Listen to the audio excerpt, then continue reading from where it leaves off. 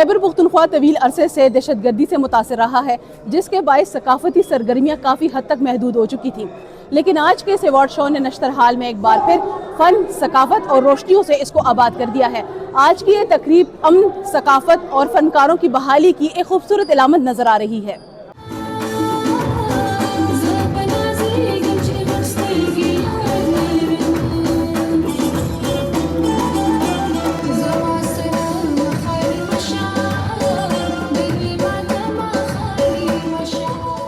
पर नश्तर हाल के दा किस्म फंक्शंस को दा किस्म इवेंट्स को ढेर ग्रान कार दे दिन मख के मंगा द फनकारान द पारा यो इवेंट को शाम गज़ल पर नुम बाने और नन चकम दे दार अवार्ड शो दा दा मंगा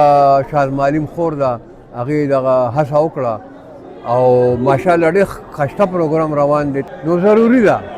जो कछे दा मंगा सुबह चकम दा ढेर ज़पले दा कल दा बमू वाला साओ कला मतलब दारे पुख्तून वजनी कला सकई और फनकारान चिकम जी फनकारान कम खालाड़ शी मंगा ब्याम सर पतली की खिद मंग वही ना नशराल के दा किस्म प्रोग्रामों ने उशी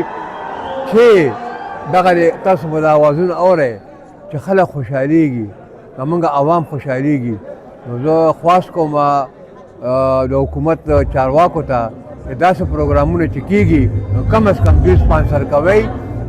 उस खुद पे ख्याल हालात ढेर ज़्यादा खुशी हुई थी और नश्तर हाल की चिकम दिन आए दिन दो दरी सलूर रज बस या हफ्ता की यो प्रोग्राम खाम खावी दा जमुन द फनकारान द पारा हम खबर दा खुशाइन खबर दा और दा द स्टाफ प्रशांति द जर्नलिस्टान द पारा रिपोर्टरान द पारा द पारम ढेर खबर दा हो जदा गवाड़ मच लका जमुन द चिकम पुलिस फोर्स थे अगा नन सबा ढेर चटक शवे माशाल्लाह अना गई मुंग सर गपो गदी संग पसंदी पकार द मतलब कि मुंगा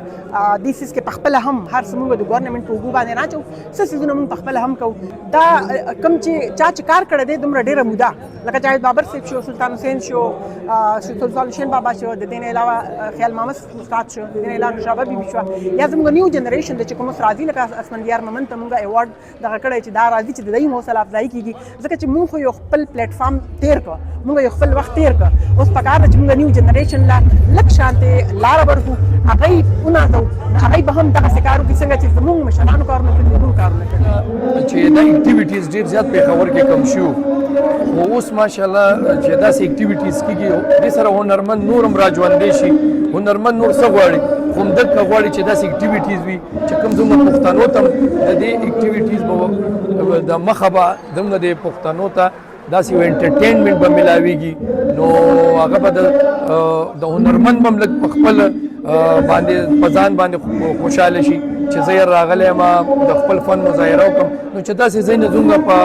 اکیډمیانې نوي او داسې ځای نه نوي نشتر حال شو نو بیا به موږ هنرمند دپاره خو بیا ډېره د افسوس خبره ده نو داسې اکټیویټیز لایف کې او زموږ را روان په فیوچر کې پکار دي څنګه چې انسان ته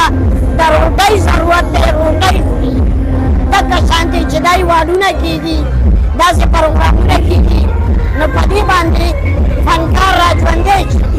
د فنکار مثال د کب دی دی چې په اوبو کې وي نو دا ژوندی وي چې د اوبو نه د بهر کو فنکار مري بل نشتر حال جوړ د انټرټینمنټ لپاره دی نو چې دې کې انټرټینمنټ وي نو دا سمندرسه نه ده چې دلته به درس کېږي دا د پرفارمنس آرټ لپاره دی او دا پکار دی حکومت له چې دا موږ ته حواله کړي موږ نه ښه هیڅوک نشي کولی आप आज का इवेंट देख रहे हैं जो फनकार के हवाले से बना है।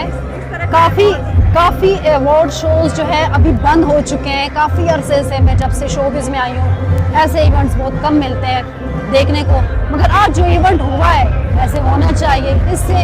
आपके आर्टिस्ट को जो है ना वो एक हौसला अफजाई हो जाती है, उनमें एनर्जी आ जाती है और कुछ नहीं है। मगर ये है कि फनकार प्यार का भूखा है, उनको थोड़ा सा प्यार मिल जाए तो ये सबसे बड़ी बात होती है, वो इसी प्यार को जिंदा रहते हैं।